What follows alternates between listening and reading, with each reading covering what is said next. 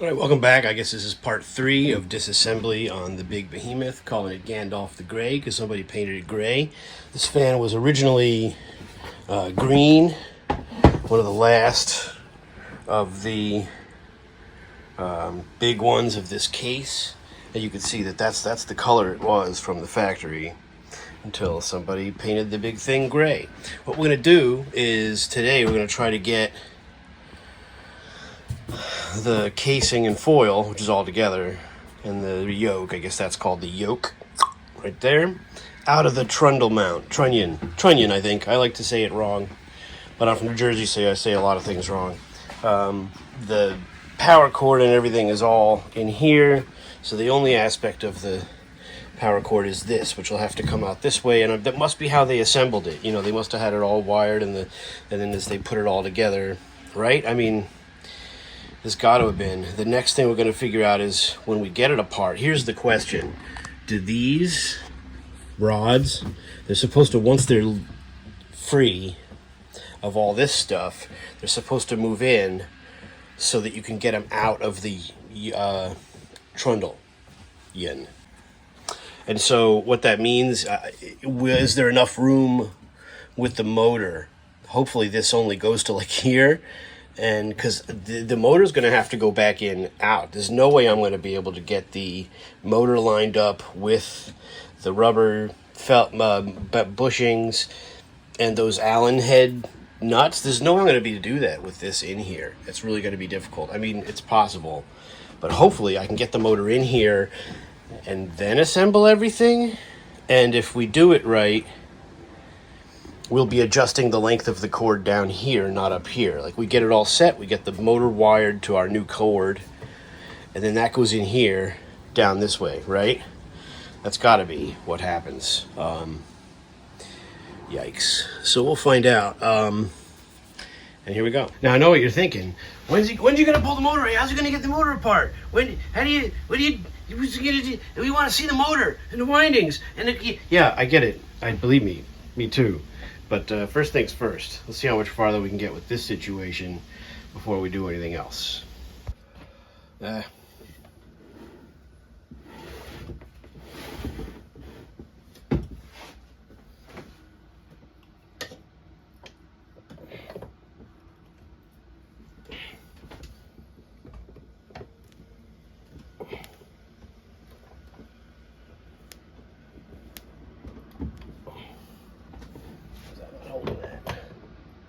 Well, maybe I can use one of these.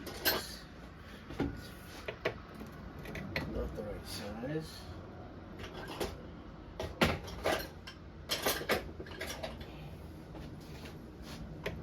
There we go.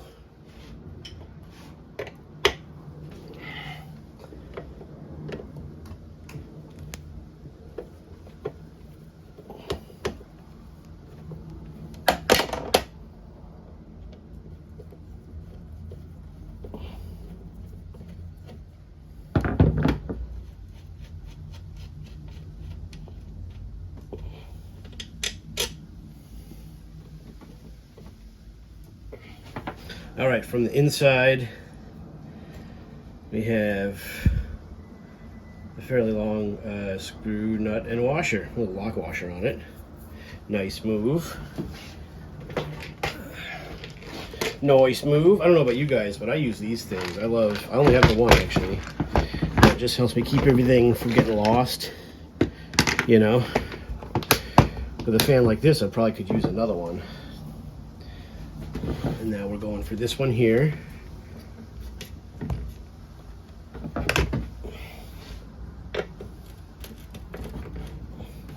Paint all over everything.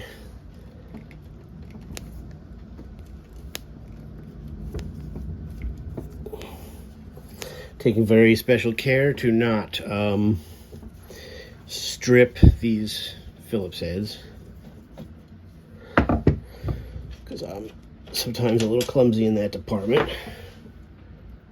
Same deal on this side. It does have a little lock washer, and that one stayed stuck to the fan because they painted everything together. Boy, they just paint all over all of it. You know, lipstick on the old pig here, on old Gandalf the Gray. as you do. So there's those. The next things I'm going to take out are here.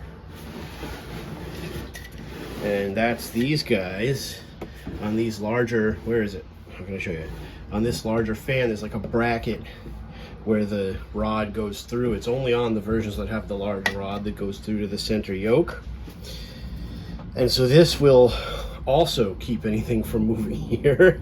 So we're going to pull that out. Hopefully we can reach it okay. And despite everything being painted together, it's actually not going that badly. So this little one is from there. We'll do the other one as well.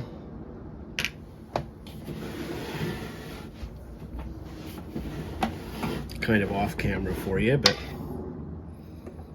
you know, that's actually pretty loose right there. That wasn't really tightened in at all. Okay. Wow. Okay.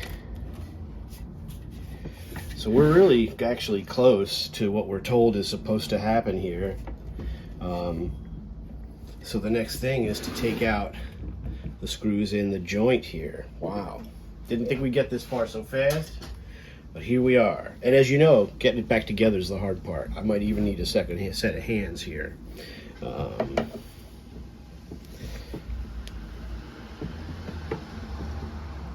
Okay, well at least it turned.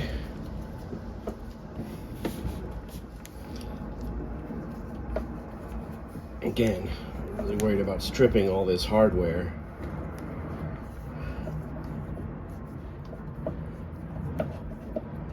Not that big a screw, frankly. There it is. And this is the, for my own reference, the flat-ended short one. The other one is more of a sheet metal screw. Here's the other one.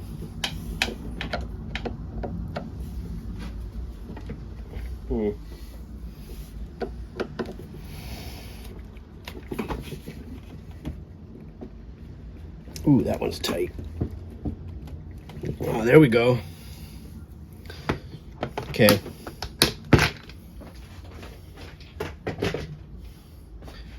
Smooth sailing until the left side, or the right side, depending upon your perspective. All right, hold on.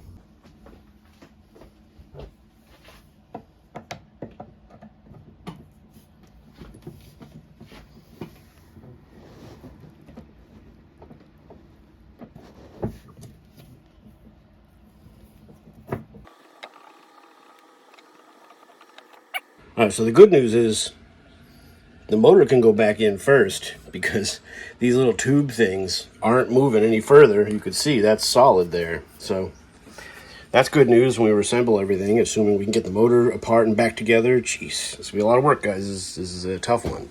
This is a tough nut to crack here. You know, we'll see.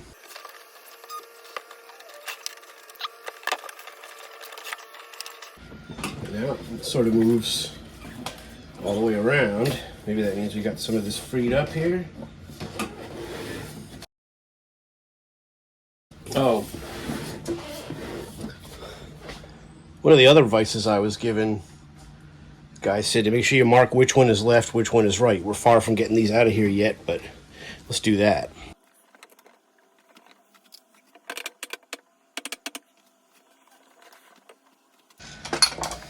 All right, these don't seem to slide in. I mean, this has all been painted up, so I think that might be part of the problem.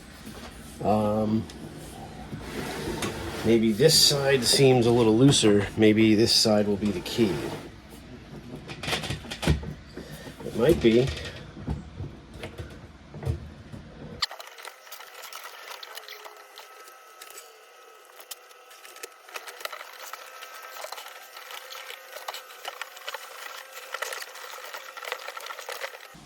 They're moving slowly, but a little bit.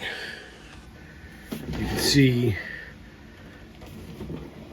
the hole for the screw is moved in a little bit on that clip. It's the only reason I can tell anything's happening. And you can see a little of the original paint here. So we're starting to move a little bit in.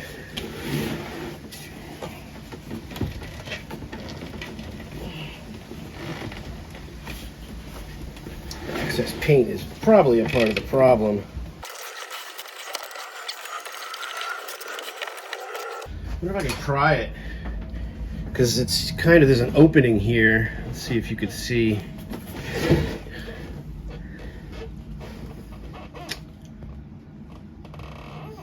There's like an opening in the thing.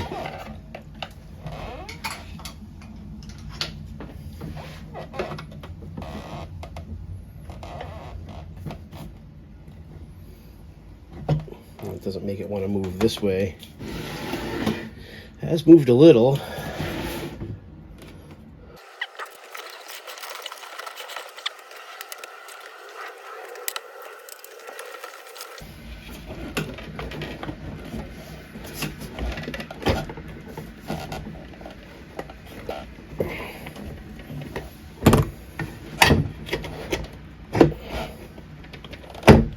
Okay, well, we're close.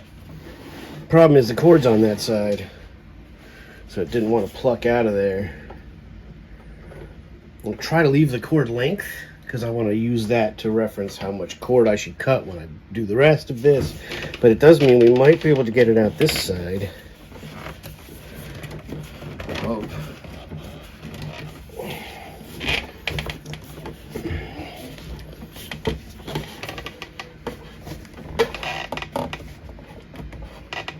There we go. And out she comes. There you go, folks. Managed to get it off of there. Let's take a look at what we got. All right.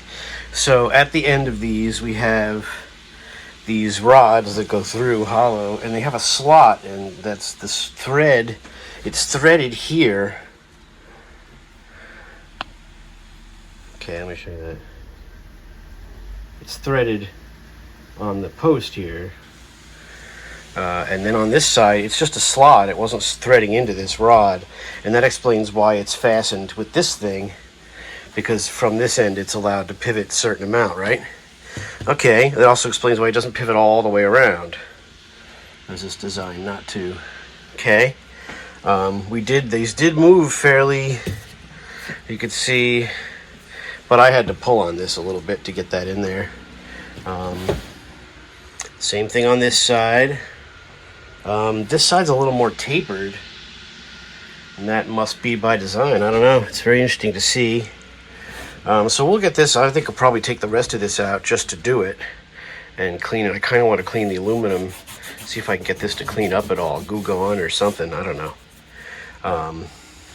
So we got that out of there. Let's take a look at the base now. All right, so here's the giant base, and it's still got some of its decal, and they painted around it, as you see. It doesn't have the cover. I don't care. I don't particularly like the covers. That's the one thing that it's missing. And here's the cable that goes through this side down to everything. And here's everything, just meaning the what do you call it? The switch and everything. So it comes up, I guess, through there. I haven't really looked at much of this yet. Are you upside down? Yeah, you're hard down. I'm going to be able to show you inside there. We'll take it apart. Got a little piece of paper here. Insulator paper, or whatever that stuff is. And so there you go. So we got our base. The feet are all worn off. I am going to get those kits from the guy that does the grommet kits for these. I figure why not. He got back to me. He actually helped me with a little of the information on how to get this apart. So far, so good. Despite my limited skills and patience, we got that done. So I'm going to do a little cleanup here. Next part, I don't know, what do we do next? I guess next part we'll take apart the switch and stuff, take the plate off anyway, see if we can get a good idea of what's going on with all this, make a little diagram. Really, the switch stuff is all okay. We just got to get the head wire wired back through. But this is pretty decent plastic. It's not that bad, really. The rubber, this is okay. The cord is okay. It's got an end on it, but that doesn't bother or scare me. I like the old big late things, and they work just fine. So anyway, so here's the deal with the base. And again, this is the original color this fan would have been, because this is a later model. Well, it's an earlier model, but it's a later version. Someone said on the Vornado forum that these are the last of these large 12-inch aluminum spun ones made, which explains why it's green. So yeah, that's the deal. This may have been painted more than once, because there's actually two grays on here. There's this gray, and then this gray, and then that green. So this could have been painted more than once, or maybe they ran out of paint. Who knows, right? We'll never know. So while we have it apart, that's the deal. The hard part really is going to be getting the motor apart. And I'll probably do the varnish thing. Colin583 keeps telling me, you gotta varnish the windings. So maybe we'll do that. I have the red varnish. I don't have the spray stuff he uses. I might grab some of what he uses. Maybe that's a better deal. So maybe we'll do that on this, because if we're going to go through all the effort of getting this crazy motor apart and then getting it back together to correctly, we might as well have varnished it while we were in there. So I've never done that on a motor I ran. I did a varnish project on a, what was it, that Frankenfan thing I did. And that ran. But I got rid of that fan somehow. I don't know what happened to it. But nonetheless, that would be something to try with this, if we can get this dealt with. And then the big deal will be, you know, this is actually pretty pliable, actually. It's not that bad. On the pedestal fan, I cut this by the motor to run it, and that was a mistake, maybe. But I do plan to go through that fan, so we were going to have to deal with that anyway, right? So I don't know. We'll see what happens. I just worry about my skill level. I worry about doing more damage than good. You know, that's what scares me with these things. It's pretty complicated. It's more than I never thought I'd ever do anything with this fan. But here we are. We have it sort of partly apart. So I don't think I'm going to sand and paint it. But of course, if the grommets come, I'm going to have to pick at these grommets to get them off. Yeah, I don't know. We'll see what happens. So we'll see. We'll do it. And when the grommets, if when they get here, I'll show you what we get and all that kind of stuff. So here's the Gandalff the Grey Part 3 partial disassembly. We're going to keep working on it, and stay tuned for the next part. Thanks for watching, guys. See ya.